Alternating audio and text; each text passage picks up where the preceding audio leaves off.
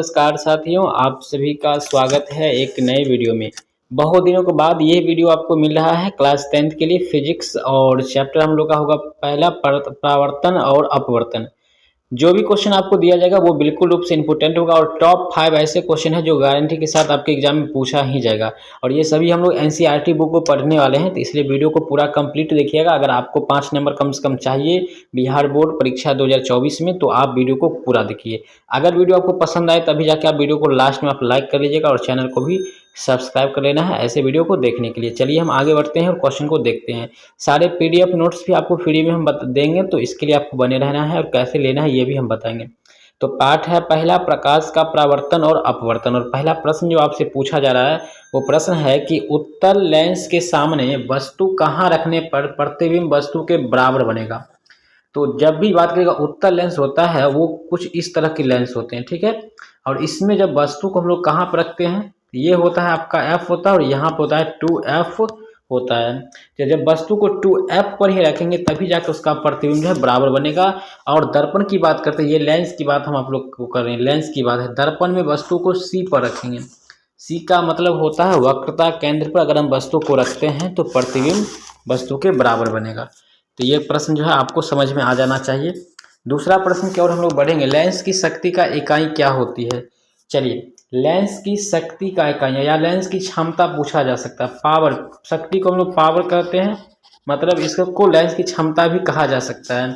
इकाई क्या होती है, यहाँ पर आपको एसआई मात्रक भी पूछा जा सकता है। क्वेश्चन हर एक टाइप से पूछा जा सकता है, आपको सभी को समझना है।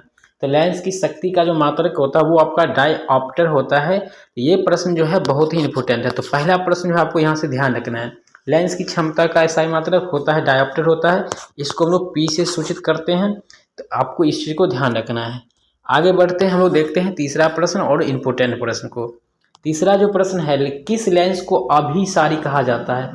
मोस्ट इंपोर्टेंट क्वेश्चन है, यहाँ से भी एक प्रश्न आपका तैयार हो जाता है बोर्ड एग्जाम 2024 के लिए। अभिसारी का मतलब होता है उत्तल, याद रखिएगा। अपसारी का मतलब होता है अवतल। जब अपसारी कहेगा तो अपसारी का मतलब होता है अवतल लेंस और अभिसारी का मतलब होता है उत्तल। इसका उपयोग जो है दूर दृष्टि को दूर करने में किया जाता है।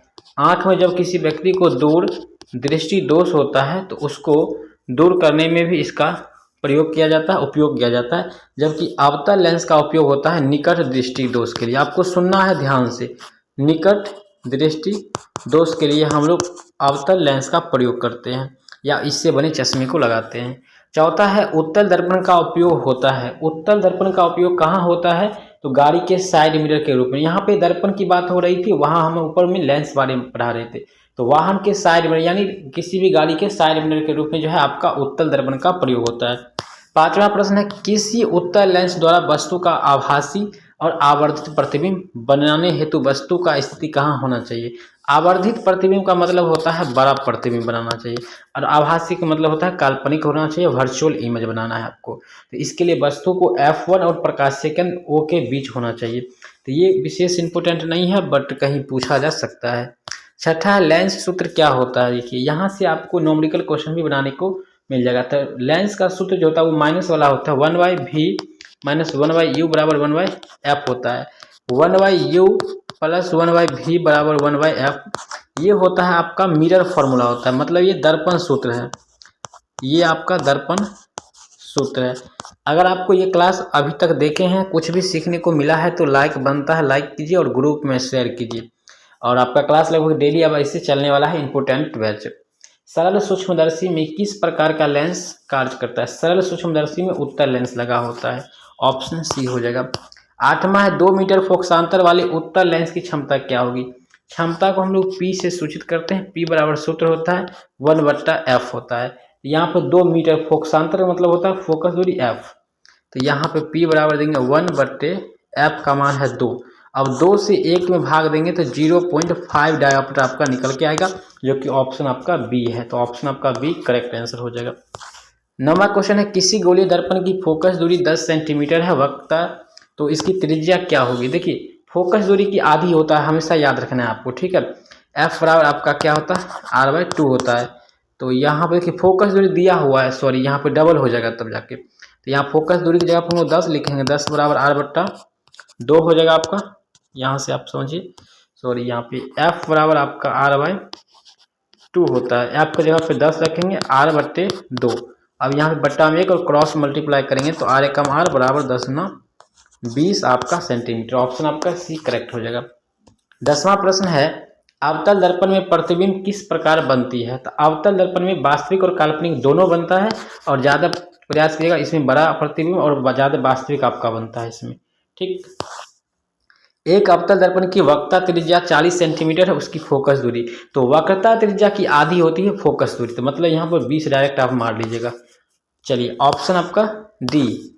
इसी तरह से और भी प्रश्न आपके सामने है। यहाँ पे हम लोग टोटल 80 प्रश्न पढ़ेंगे इस चैप्टर का, लेकिन आज हम लोग कितना प्रश्न पढ़ेंगे ये आगे देखना है, वीडियो को ज़्यादा लंबा भी नहीं करेंगे। तो अवतल दर्पण के सामने वस्तु कहाँ रखने पर प्रतिबिंब समान साइज का बनेगा।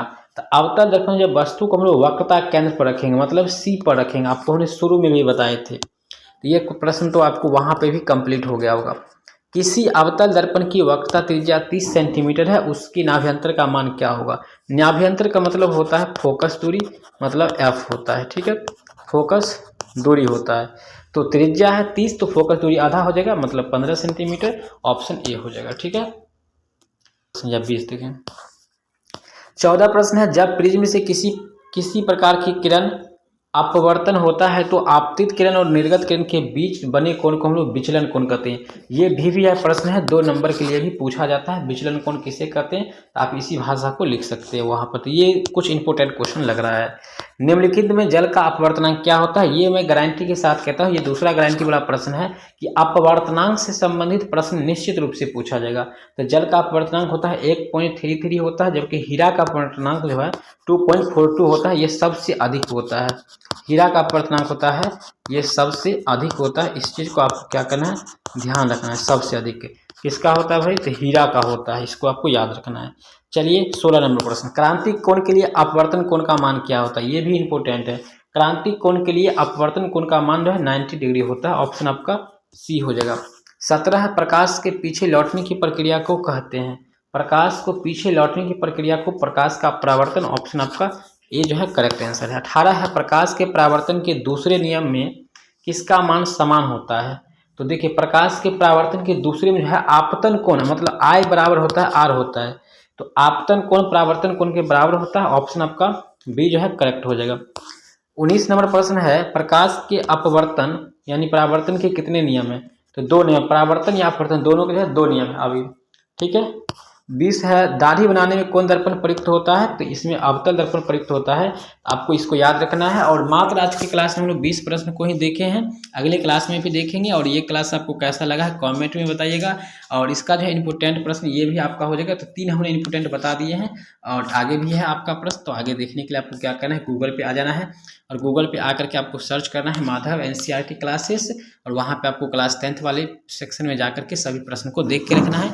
अगले क्लास में हम लोग मिलते हैं, तब तक के लिए जय हिंद, टेक केयर।